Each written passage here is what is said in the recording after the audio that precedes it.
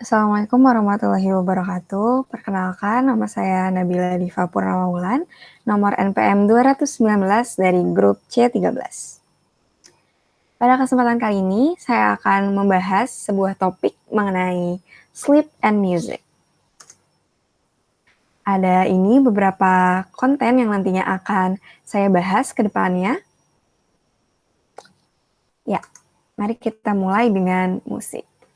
Seperti yang kita ketahui, musik merupakan sebuah bentuk seni yang kuat, di mana mungkin biasanya mengingatkan kita dengan instrumen yang memainkan musik, ataupun musik untuk kita bernyanyi,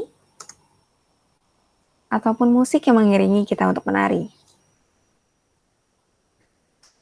Tapi bagaimana dengan musik terhadap tidur kita?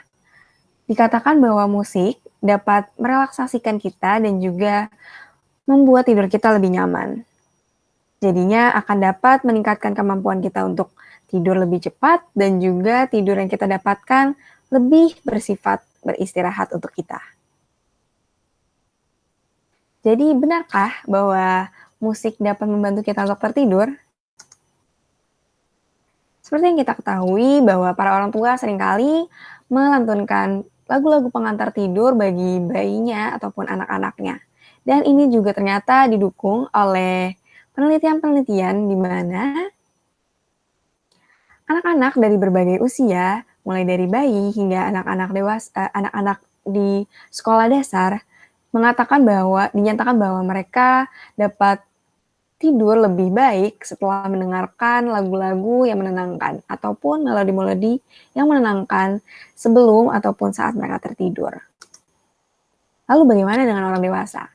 Ternyata penelitian juga mengatakan bahwa orang dewasa dari berbagai umur menyatakan bahwa mereka dapat kualitas tidur yang lebih baik setelah mendengarkan musik-musik yang menenangkan juga. Bahkan di sebuah studi dikatakan bahwa orang dewasa yang mendengarkan musik selama 45 menit sebelum tidur, mereka mengatakan bahwa mereka mendapatkan kualitas tidur yang lebih baik, bahkan dimulai dari hari pertama ataupun malam pertama mereka mendengarkan musik. Dan juga ini memiliki efek kumulatif di mana semakin sering mereka menginkorporasikan musik terhadap rutinitas malam mereka, maka tidur yang mereka dapatkan juga semakin baik kualitasnya.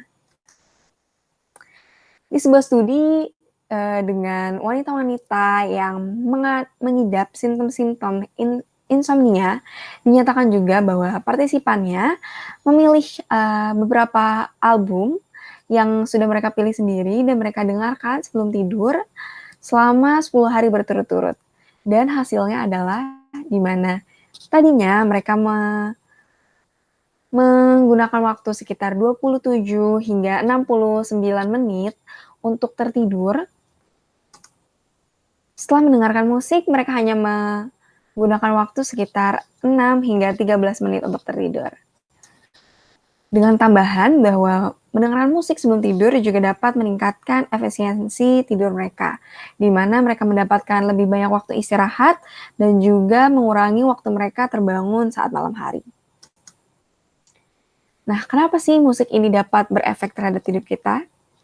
Jadi sebenarnya saat kita mendengarkan musik, gelombang-gelombang suara yang masuk ke dalam telinga kita ini dikonversikan menjadi sinyal-sinyal elektrik kepada otak kita, di mana nantinya otak kita akan menginterpretasikan suara-suara ini dan juga nantinya akan berefek atau men-trigger tubuh kita untuk mengeluarkan efek baik secara fisikal, di mana nantinya efek-efek ini secara langsung dapat mempromosikan tidur kita ataupun dengan mengurangi hal-hal yang dapat mengganggu proses kita tidur.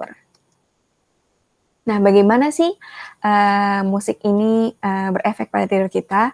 Pertama, musik ini dapat berefek pada regulasi hormon kita, termasuk dalam regulasi hormon stres kita, yaitu kortisol, di mana hormon kortisol sendiri ini dapat menghambat tidur kita sendiri. Lalu yang kedua, dia juga dapat membantu dalam proses rilis dari dopamin, di mana yang kita ketahui dopamin adalah hormon yang dapat membuat kita merasa lebih nyaman dan juga bahagia. Jadinya, rilis dari dopamin ini nantinya akan membuat, perasaan kita menjadi lebih baik saat waktu kita tidur. Selanjutnya ini juga dapat, men-soothing ataupun menyamankan dari, efek-efek autonomic nervous system kita.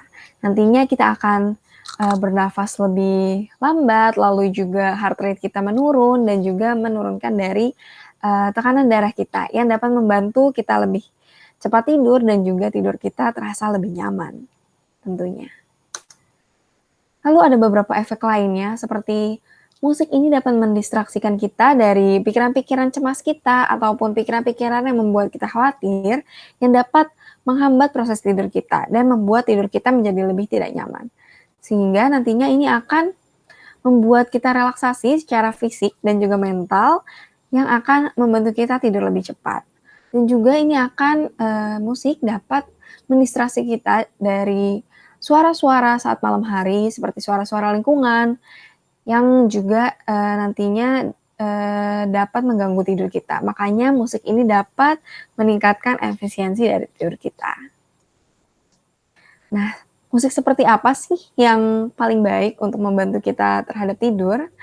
Jadi beberapa penelitian yang sudah mencoba berbagai genre musik ataupun playlist dari musik-musik, sebenarnya belum ada konsensus yang jelas di mana musik seperti apakah yang paling optimal untuk, tidur. Tapi yang sudah diketahui bahwa yang paling signifikan adalah terhadap tubuh kita, yaitu adalah musik-musik yang sesuai dengan preferensi kita sendiri.